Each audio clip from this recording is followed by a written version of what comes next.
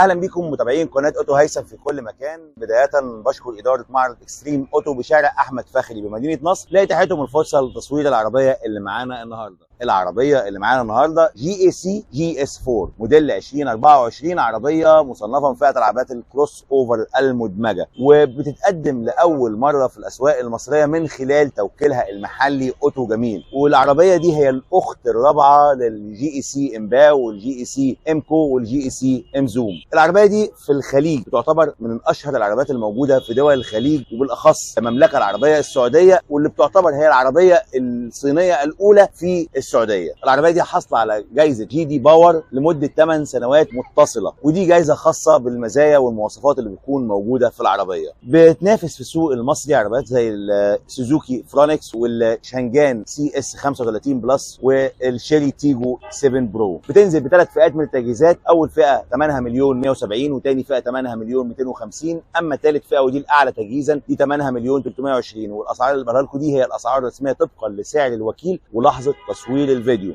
هيكون معانا الفئه الثالثه. تعالوا مع بعض نتفرج على العربيه ونشوف ابرز واهم مواصفاتها. ولو عجبكم الفيديو ما تنسوش تعملوا اشتراك للقناه وشير للفيديو عشان يوصل لكل محبي السيارات.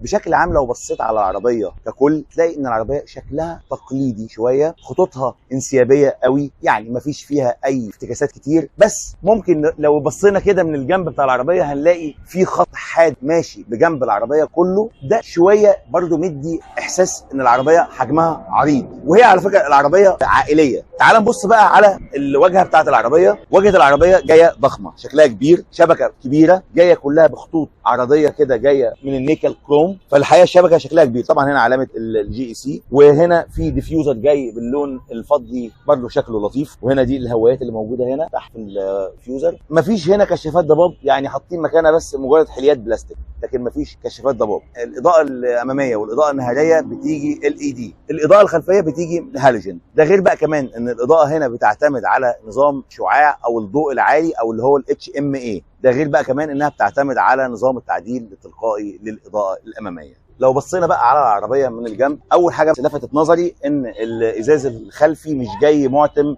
او فاميه زي عربيات كتير، خاصه ان برده دي الفئه الثالثه اللي معايا. ولكن هنا في حليه كده جايه من النيكل كروم، ودي اعلى الازاز الجانبي. وفي هنا روف راك برده جاي من اللون الفضي، شكله برده ظريف. ده غير بقى كمان ان في فتحه سقف كهرباء عاديه مش بانوراما. دخول العربيه بيكون بنظام دخول بدون مفتاح، مجرد ما برضو فتحنا المرايات بتفتح معاك. وبالمناسبه المرايات برضو بتيجي ضم كهرباء وظبط كهرباء، طبعا فيها اشارات هنا. ده غير كمان ان فيها تسخين في المرايات. الفوانيس الخلفيه شكلها مميز، او التكوين بتاعها شكله مميز. ده غير كمان التريم اللي جاي من نيكل كروم وعامل كونكشن كده ما بين الفانوسين الخلفيين. الازاز الخلفي مش الخلفي بقى جانبي، الخلفي بس جاي غامق شويه، يعني مش فاميه اللي هو الفاميه المعتم او لا، يعني برضو تحس ان هو شفاف شويه بس غامق سنه. طبعا هنا في السقف انترنا شارك. ده غير السبويلر الخلفي اللي مدمج معاه لمبه الستوب لايت الخلفيه. في برده مساحات خلفيه. ولو نزلنا تحت شويه هنا برده جاي ديفيوزر جاي باللون الفضي، وهنا في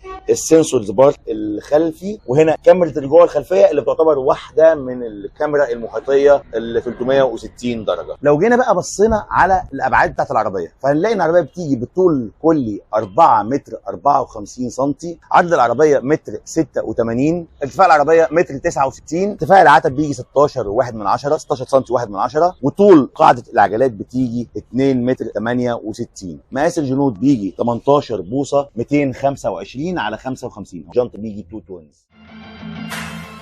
طبعا الشنطه زي ما احنا شايفين كده هي فتحها مانيوال مش كهرباء. مساحه الشنطه 470 لتر، ولكن مساحه الشنطه تحس انها كبيره مش صغيره، او 470 لتر هي طبعا يعني حسب مساحه الشنط المتوسطه، ولكن تحس ان برده مساحتها كبيره مش صغيره. خاصه كمان ان تكاد تكون ان الشنطه مع الشفه بتاعه التحميل تكاد تكون انها فلات. هي مش فلات، هي ارتفاع الشفه بس يعني كده ما يعادل عقلتين صباع، فمش عاليه وفي نفس الوقت مش ممسوحه مع مساحه الشنطه او ارضيه الشنطه. برده هنا في معاك كده زي حاجه تقدر تغطي بيها متعلقاتك اهي، ولو شلناها اهي خلاص تمام كده. في اضاءه في الشنطه هنا برده عشان تنور لك الشنطه. ده غير برده في مساحات تخزين جانبيه، في برده هنا مساحه تخزين على الشمال بس مفيش على اليمين، وهنا طبعا الستبن بتاع العربيه والعده. طيب تعال نبص كده لما نعمل طايل ظهر الكنبه الخلفيه.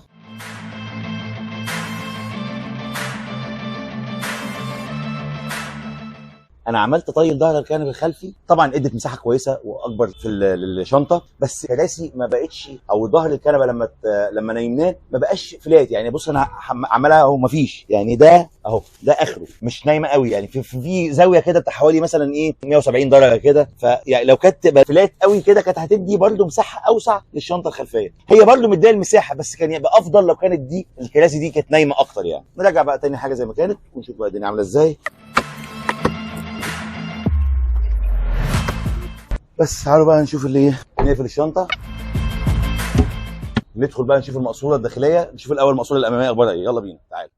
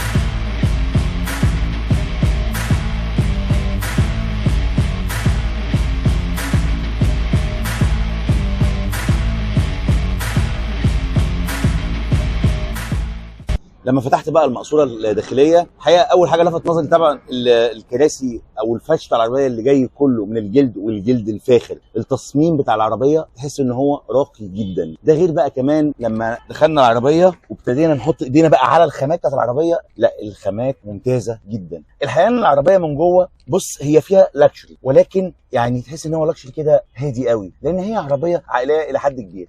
تعالى بقى نتفرج على العربيه ونفصصها حته حته من جوه. نمسك التابلو جاي كله من الرابر الطري.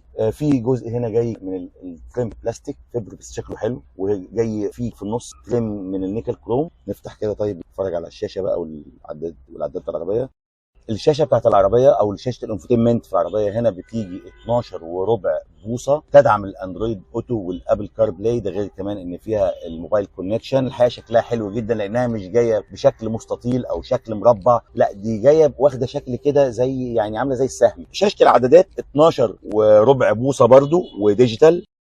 تصميم التكييف شكله حلو جدا، بيجي برضو اوتوماتيك وديجيتال وديوال زون. هنا كمان برضو الجزء ده في التابلو جاي بلون مختلف، وجاي برضو في طبقه سفنج تحت منه. كنت برضو عايز اقول لكم ان الفرش بتاع الكراسي برضو جاي تو تونز، يعني جاي هتلاقي جاي لون اللي هو اللون البني واللون الاوف وايت. الكراسي برضو فيها هنا فتحات او اخرام، دي بتبقى فيها عشان التهويه بالنسبه للي قاعد. ده غير بقى كمان تصميمها او الكونفيجريشن بتاعها فيها اللي هي البروزات اللي بتبقى في الكرسي دي برضو بتدي نوع من انواع الشياكه في الكرسي. تعالوا نبص بقى كده على الكونسول بتاع العربيه. الحقيقه الكونسول شكله وتصميمه راقي جدا، خاصه مع التطعيمات اللي جايه البيانو بلاك اللي باينه فيه، والتداخل بتاع الجراي المات اللي جاي في الجزء ده حوالين نقل الحركه والفرامل اليد الكهرباء والحاجات دي كلها. فالحقيقه مدي فخامه وشياكه ورقي في الكونسول. بص هنا الجزء ده جاي من الجراي مات، وهنا جراي مات بس فيه خطوط طوليه كده، مع طبعا كتابه GS4 الموجوده هنا، وهنا دي فرامل اليد الكهرباء والاوتو هولد. هنا كمان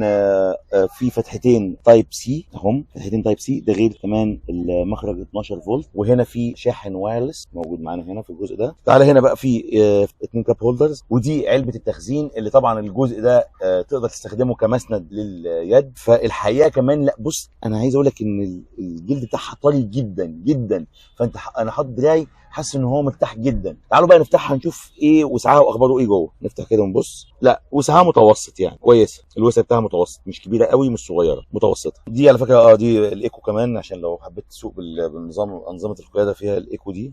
تعالوا نبص على الطاره بتاعت العربيه، بتيجي جلد ومالت فانكشن، هي مدوره مش جايه دي شيب ولا حاجه. فيها تطعيمات هنا في الجزء ده كده من النيكل كروم، والجزء ده من البيانو بلاك. طبعا دي زراير المالتي ميديا اللي موجوده هنا عندنا، وزي ما قلنا هي جلد، وفيها الخياطه دي باللون خياطه باللون البني الفاتح كده. طبعا الطاره كمان بتيجي تلسكوبيك، تقدر تحركها في 4 اتجاهات اهي، فوق تحت اهي، فوق لبره ولجوه. المرايه بتاعت الصالون هنا بتيجي صوت تعتيم المانيوال وليس التعتيم الذاتي. هنشوف الاضاءه بتاعت الصالون شكلها هنا.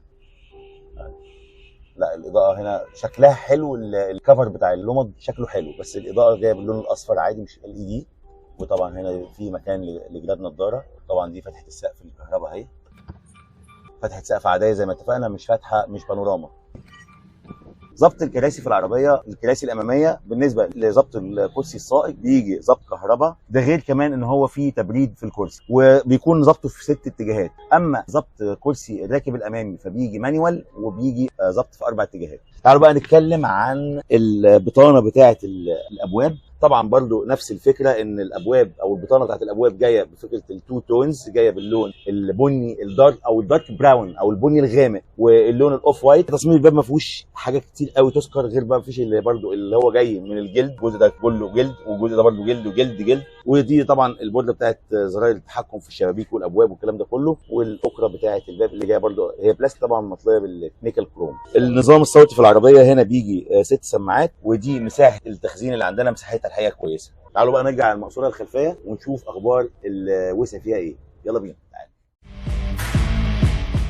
زاويه الدخول كويسه جدا وانا داخل في المقصوره الخلفيه. المساحه في القعده ورا بالنسبه للكنبه مساحتها مريحه جدا، خاصه الكنبه دي تقدر تاخد فيها 3 متوسطي الحجم. مش هقول لك ان هي مثلا اليمين الاكبر او الاصغر، لا متوسطين حجم بس. اما المساحه بالنسبه الخاصه بقى بالليج روم عموما، سواء بقى الركبه او مساحه الفوت او القدم او مشط الرجل، لا بص مساحه المشط الرجل هنا حقيقه واسعه جدا جدا. يعني انا بحرك رجلي بكل راحه جدا في الجزء اللي هو خاص بمشط القدم اهو. الجزء اللي ما بين الركبه وظهر الكرسي الامامي، خاصه ان انا مرجع الكرسي ترجيعه حلوه جدا عشان تريحني وانا قاعد سايق. بص المساحه قد ايه، مساحه كبيره جدا. فالحقيقه العربيه لا المقصوره الخلفيه واسعه جدا. الهيد روم برده مساحه حلوه جدا اهي زي ما انتم شايفين كده. في يوب في ظهر الكرسي الامامي، دي برده تعتبر من مساحات التخزين الكويسه في العربيه. تعالوا نبص على التصميم بقى بتاع البطانه الابواب الخلفيه. الحقيقه بنفس الماتيريال اللي مستخدم قدام مستخدم ورا برده. هنا جلد جلد جلد.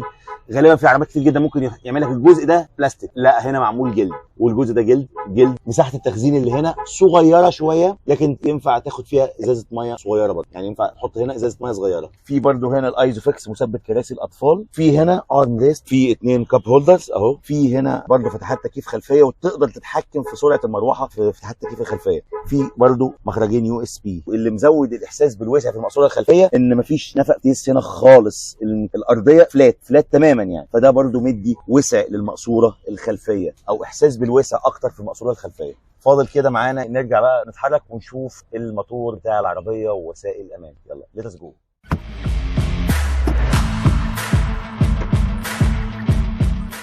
طبعا يعني في عازل للصوت والحراره في كبوت العربيه. لو بصينا هنا اسفل الموتور، لا مفيش تصفيح اسفل الموتور. لكن تعالوا بقى نتكلم بشكل عام على موتور العربيه الجي اس سي جي اس 4 2024. فالحقيقه موتور العربيه دي بينزل موتور 1500 سي سي تربو 4 سلندر 16 صباب، 168 حصان بتحققوا عند 5000 لفه في الدقيقه، 265 نيوتن بتحققوا بدايه من 1700 ل 4000 لفه في الدقيقه. والمنظومه دي كلها متوصله ببناء الحركه اوتوماتيك عادي 6 سرعات. سعه خزان الوقود في العربيه هنا بتوصل ل 55 لتر، معدل استهلاك الوقود بيوصل ل 6.2 لتر لكل 100 كيلو. والحقيقه ان عربيات جي اي سي بشكل عام بتتميز بانها استهلاك الوقود فيها مثالي جدا دونا عن عربيات الصيني كلها. فعلا يعني من اكتر العربيات الصيني الاستهلاك بتاع البنزين فيها مثالي جدا، وده راجع لان هم بيستخدموا موتور عالي التكنولوجيا جدا، موتور 270 او تي، وده موتور بيدي باور في الاداء عالي جدا مع استهلاك وقود منخفض. تعالى بقى كمان العربيه في مواصفات الامان، العربيه بتيجي بتعليق امامي ماكفيرسون وتعليق خلفي مالتي لينك. ده غير كمان ان العربيه بتيجي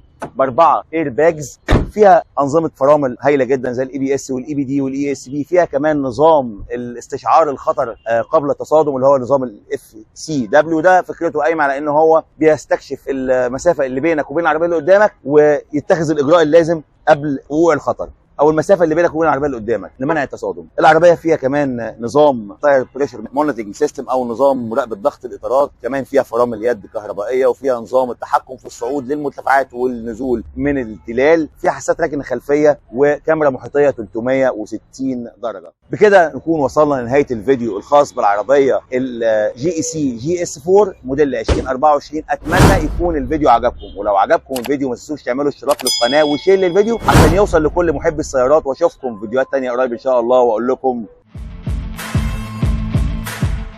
السلام عليكم.